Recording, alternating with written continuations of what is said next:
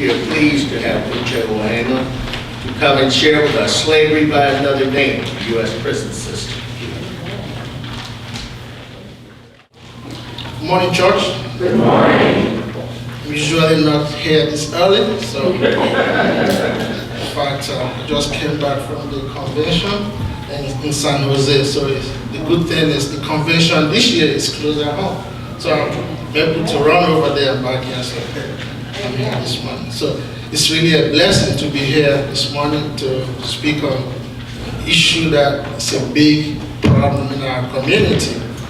It's a big, sometimes we forget the impact of what happened from early stage in our system, how that actually impacts everyone. So let me begin by saying again, good morning. Good morning. I'm here to speak with you on a complex issue. So complex that we call it slavery by another name. So we're talking about the U.S. prison system. So we all know that our criminal justice system is ineffective.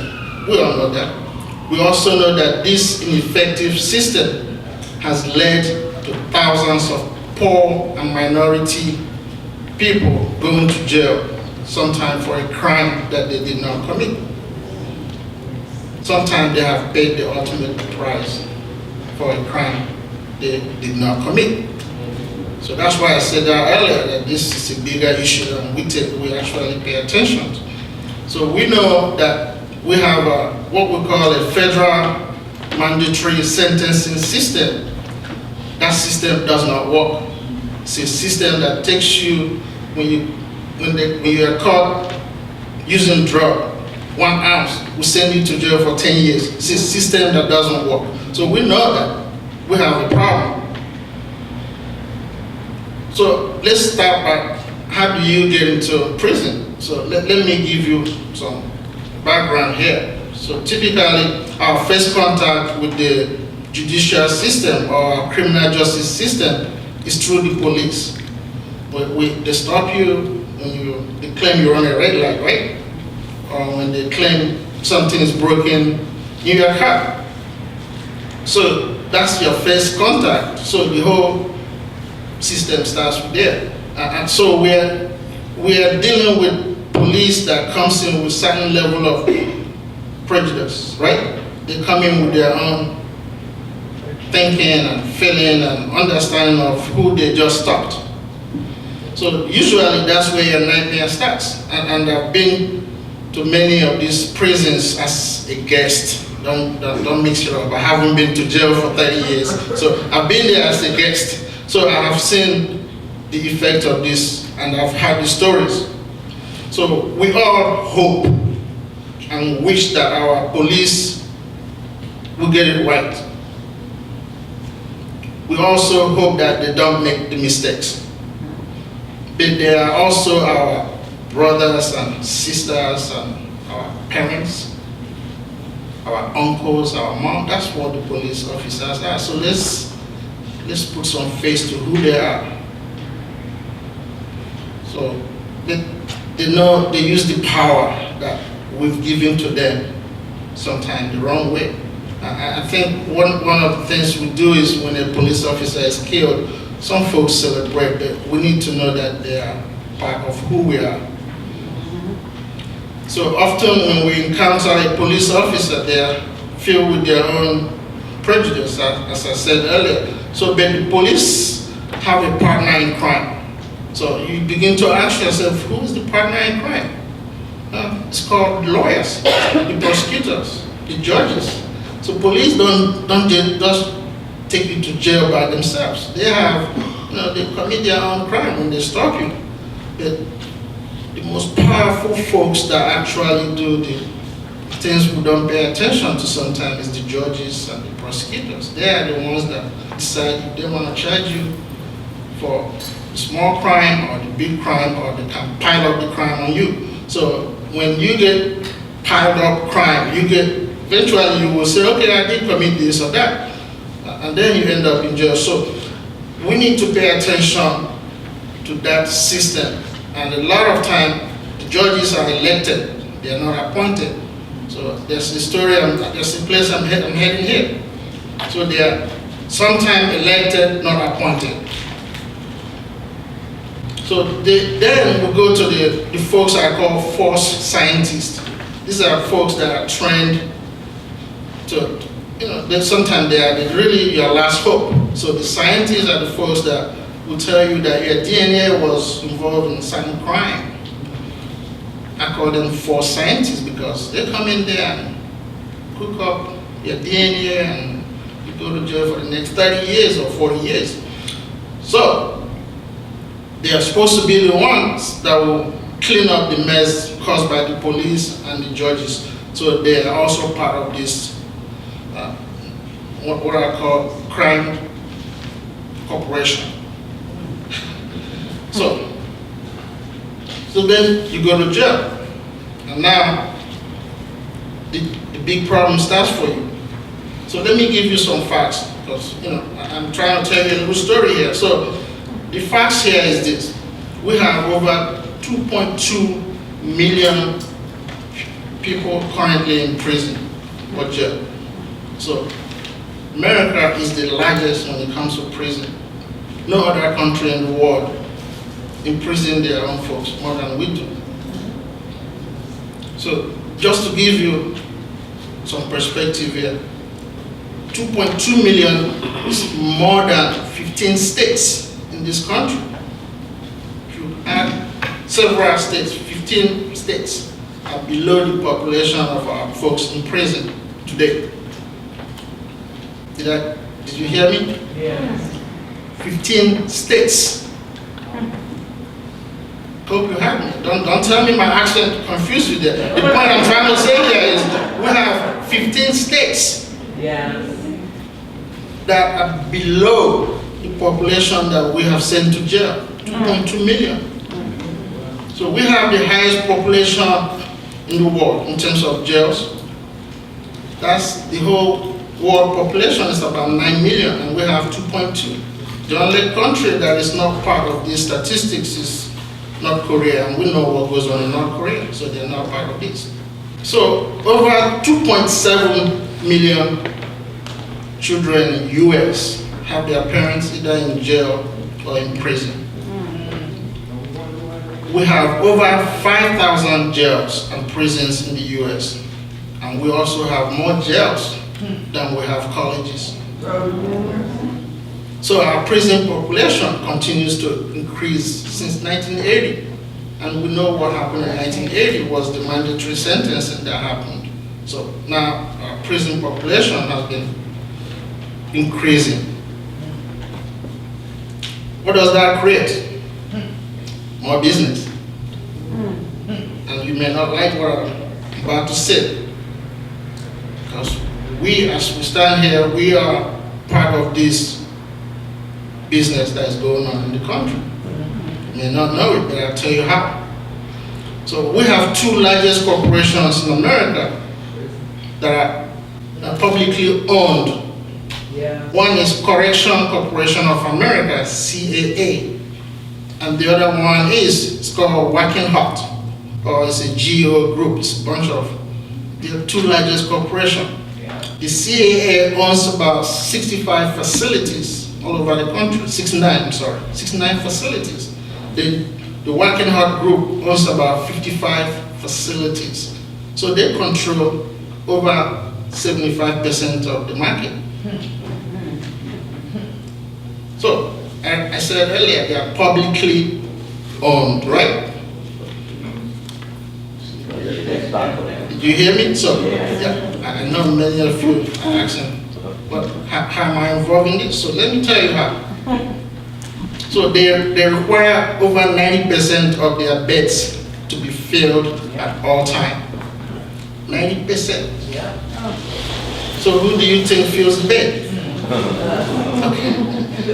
So now let's talk about the investors. Who are these investors that are making these corporations money?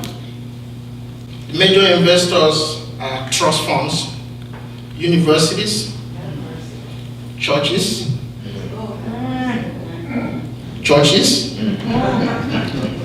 cities and states. Yeah. So many of these investors invest without knowing. So if you are investing, if you have invested in a trust fund and you have one of those bankers investing for you, I can almost guarantee you one of us or many of us here are invested in these companies and not knowing.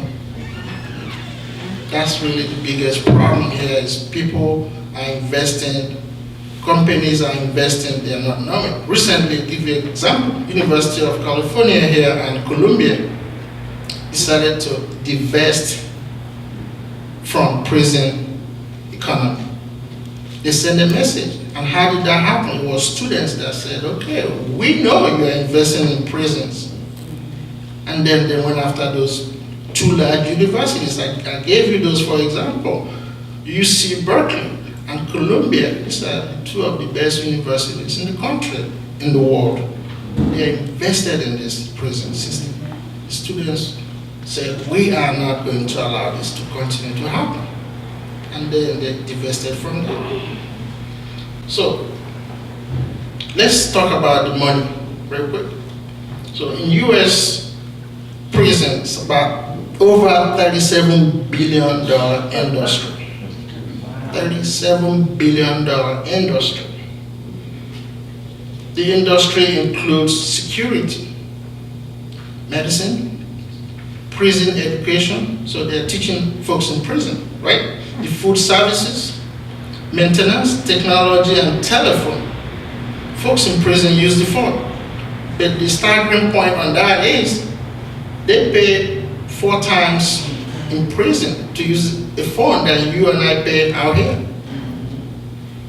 So the prison telephone business in prison is over $1 billion. Just telephone alone is over $1 billion. And the actual cost to taxpayers, you and I, is $60 to $70 billion annually. So prisoners get paid what from this money? 17 cents per hour. And they are required to work 6 hours a day. 17 cents per hour. So when we say prison as a form of slavery, that's what this is all about. It's really about understanding that folks are doing the work. You know, they are making the clothes that we're wearing here, the factories, the food we eat, and they're getting paid 17 cents per hour. So, what kind of right do they have in prison? They have no right, pretty much. There's no voting right in prison. And you don't have right to decide what to eat in prison. So a friend of mine asked me to go watch a new documentary that came out. It's called Where Do We Invade Next? I encourage you to watch that. So, and this guy was going to several countries in Europe, and one of the countries he went involved the prison. So they went and somebody killed and after he went through that, and then he asked the prosecutor, he said, how is it that you guys are getting it right and we're not getting it right in America? And the guy told him, we're actually using your constitution.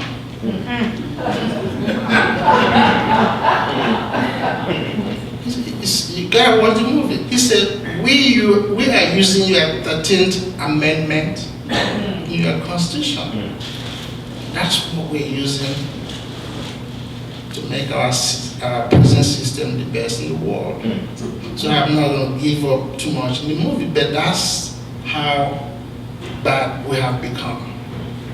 It's not like that we don't know what to do or don't know how to make things right, but we've been driven through profit and greed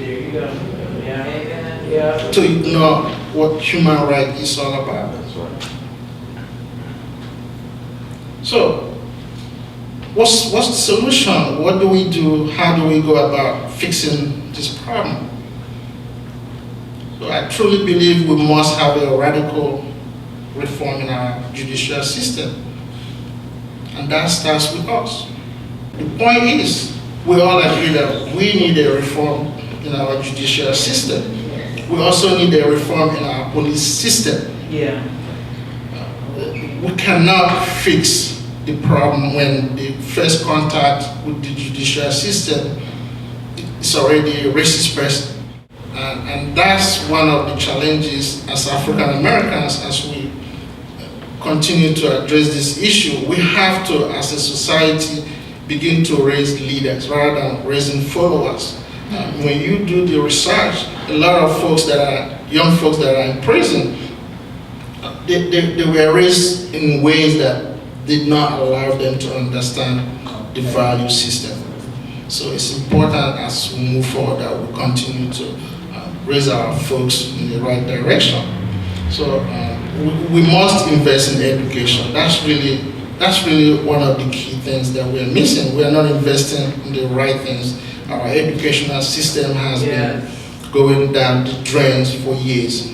So this has to be done with our help. It's not going to be done just by elected officials.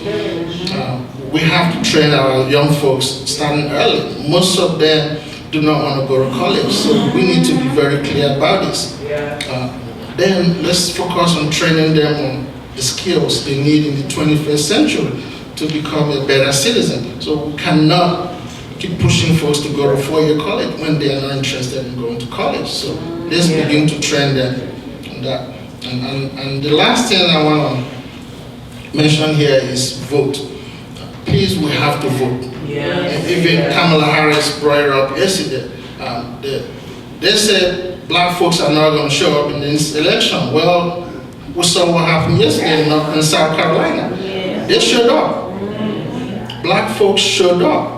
And they made some noise yesterday in South Carolina. They sent a message to the Republicans and some of those white folks, I'm sorry to say, that said black folks will not vote. They showed up yesterday and made some noise. So we have to vote because people we elect decides what happened. So, and then last but not the least, there's an African American leader, F. Reginald Lewis. Most of you may know him, but he was one of those. F. Reginald Lewis wrote a book, says, why should only white guys have all the fun? I've talked about his book for years. He came from a very noble, humble background in Baltimore and then ended up going to Harvard Law School. And in fact, he was the first African American billionaire here. He broke all the barriers. So he said, why should only white guys have all the fun? So now the question I need to ask here, if the prison, very provocative, by the way, if the prison system is a business, why should we leave only the white folks to have all the fun? Or should we?